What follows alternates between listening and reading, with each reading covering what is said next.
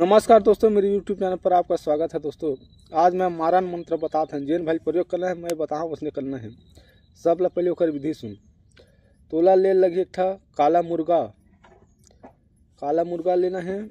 60 ठा बंगला पान, 7 सुपारी, 7 लौंग इलायची, बंधन, चूड़ी पार, 16 श्रृंगार, एक ठा खप्पर, दारू, इतना सामान लेना है। ओकर बाद हवन सामान लेना है। चावल, उड़द दाल, शक्कर, घी, तिली, जवा, इतना मिला के हवन करना है। सामने में रखना है, खप्पर ऊपर में हवन चढ़ी। हवन करते करते दुश्मन के नाम से वो मुर्गल काटवे तो सीधा मारे बजे दुश्मन के।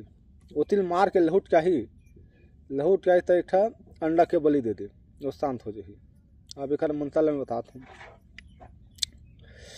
काल भैरव अग्निदेव राष्ट्र माता निमा बहन बंगलापा में 7 सुपारी नमल का लट पट कर दिमाग साथ पेड़ देखा, पेड़ में आदमी देखा, कहाँ देखो फोन दे कान देखो काजी चांदा के काते पकाते में कर ठोक देते मारा मंत्र पर निंदा मोर मारे मुकर महात परपति मोर मार सब चटपट मर जा।